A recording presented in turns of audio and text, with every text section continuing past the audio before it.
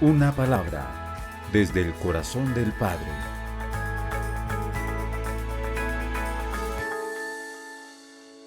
Sé que les he hablado de Pablo, les he hablado de Pedro, de Juan, de los discípulos, pero también quiero mostrar este principio que hoy estamos compartiendo en el Antiguo Testamento. Y para eso le voy a pedir, por favor, que vayamos a Éxodo capítulo 1, versículos 15 al 22.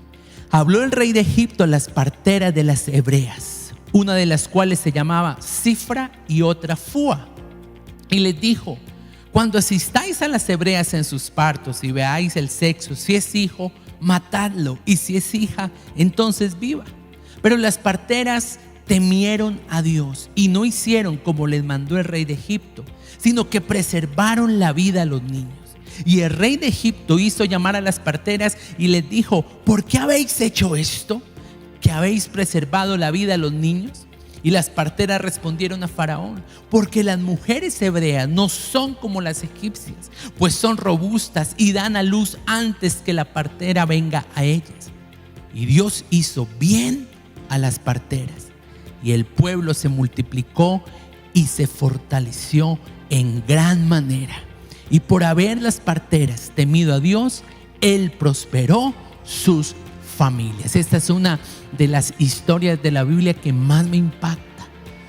Primero, me impactan los nombres de estas mujeres que no son muy conocidas. Las parteras, me refiero a Cifra y a Fua, mujeres que no sobresalen mucho en relación a otros personajes bíblicos, pero que sus actos fueron determinantes para los propósitos de Dios. Ellas eran una de las encargadas de asistir los partos de las mujeres hebreas. Así que seguramente una, o si no las dos, estuvieron presenciando el nacimiento de Moisés, quien se convertiría en el libertador de la nación de Israel después de 400 años de esclavitud. Y allí ellas tomaron una decisión acertada.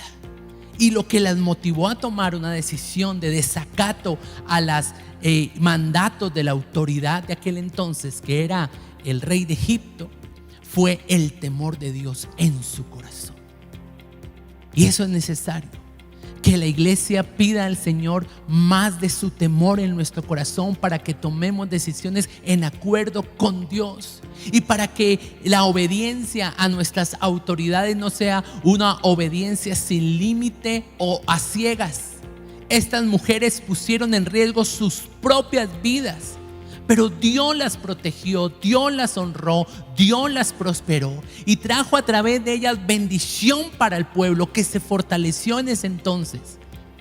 Y también no solamente ellas fueron prosperadas, sino que también sus familias. ¿Debido a qué? A que actuaron en el temor de Dios, obedeciendo al Señor por encima de los hombres.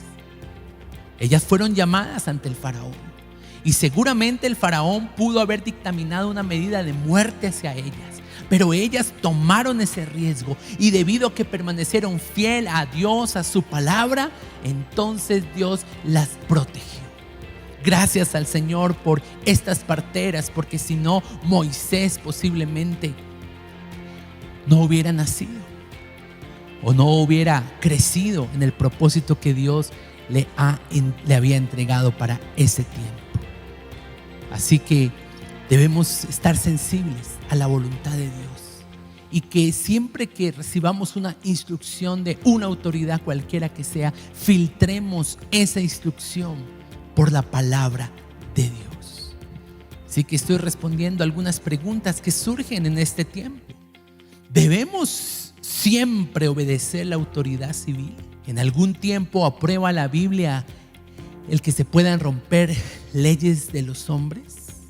Cuando las ordenanzas que nos da una autoridad aquí en la tierra entran en conflicto con las leyes de Dios, ¿cuáles deben prevalecer? Y les aseguro que cuando nosotros escogemos por Dios, buscamos primeramente el establecimiento de su reino y su justicia, Dios no nos desampara, por más severa, por más amenazante que sea la persecución. Una palabra desde el corazón del Padre.